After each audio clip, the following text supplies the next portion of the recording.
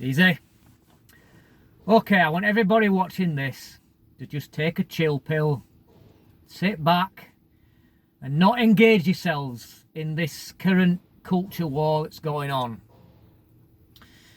The Black Lives Matter movement think that they are speaking for everybody, but I just want to remind you all out there that what you're seeing here is nothing more than a very vocal, a very visual, a very nasty minority of people who are making it appear, the mainstream media are helping with this, making it appear that they are gaining the public opinion is swinging towards them. Well, it's not, okay? What you're seeing is nothing more than a minority of loudmouths. We have to remember that in a democracy, our changes are made by the ballot box. So I just want you to consider these points for me, okay? Do you think that watching violent mobs ripping down statues of British history is going to engage with working class British people? And are they going to pull those same people round to their way of thinking? They're not. Are they going to do the same by desecrating the cenotaph? Now, we have people still around in this country whose grandfathers, such as mine, and great-grandfathers that fought in world wars. Do they think that the public opinion is going to swing round in their favour over watching the most sacred of British monuments be desecrated? It's not. Do they think that when people are forced to watch the mainstream media and they see police officers running away in complete cowardice from a violent mob of protesters and rioters, do they think that the British people are going to look at that and think, oh, now that's what I want to see on my streets, in my neighbourhoods, the police running away from doing their jobs? Do you think? It's not. Do they think, and then there's been a lot of celebrations about the sacking of Nigel Farage from LBC Radio. Now let me remind you that Nigel Farage is a man who speaks to millions of British working class people. We saw that in the referendum, that 33 million people voted for Brexit.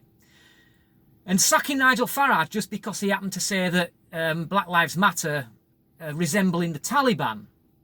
Well, didn't the Taliban rip down statues? I'd say that it were pretty bang on. But the cancel culture that's raging on, the LBC top brass have bowed to the pressure. Do they think that seeing Nigel Farage being sacked for something that he said is going to engage with the British people? Do they think the British people are going to see this and think, oh yeah, this is great? Are they going to see the sorry sights of left-wing shitbag James O'Brien celebrating because Farage has been sacked? They're not. Okay, they're just simply not. And now let's move over to America, where there's this autonomous zone being set up in Seattle, which is basically a hostage situation where the Black Lives Matter and Antifa have basically formed their own community in Seattle. And the best bit about all that is that they've decided to erect a border wall. I thought that these people were against border walls. They scream non-stop at Donald Trump for erecting a border wall on the southern border. But it seems that for them, border walls are good. This border wall is stopping the police getting in. The mayor of Seattle, I mean, what the hell does she smoke?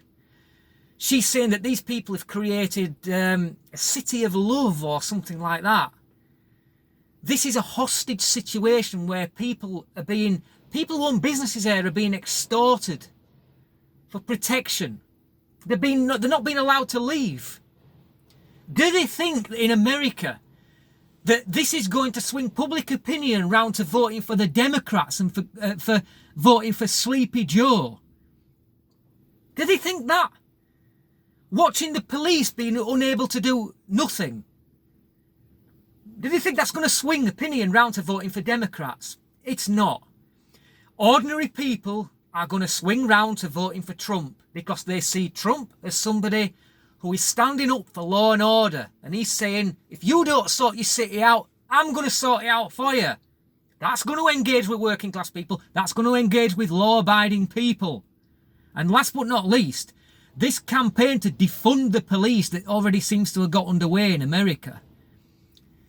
If you stop the funding to the police, that means the police can't operate. That is only going to serve criminals, and they're going to act with impunity. Criminals will be roaming the streets. There will be the new law and order. Mob rule on the streets. Do they think that working class Americans are going to stand by and watch that shit happen? No, they're not. They are not. What those people will do is democratically, they will go to the ballot box and they will vote for the almighty Trumpster. That's what they will do. That is how they will react. It's quite incredible to think that public opinion is swinging round to these far left protesters, because it's not. And soon enough, you're going to see that. So the best thing that you can do is to sit back. Don't engage with it. Don't engage in counter-protests. Sit back and let it happen. Because soon enough, the ballot box will call and people will speak. And that is how they will make their voices heard. We won't descend into mob rule. We will make our voices heard at the ballot box. These far-left activists, they know that they were kicked to the curb in the UK. The identity politics of Labour has been rejected overwhelmingly by ordinary working-class British people. And they will do the same with all this nonsense. So just take a chill pill, guys. Let them get on with it, because soon enough we'll have our say. And we won't descend into mob rule. Thanks for watching. Till next time, easy.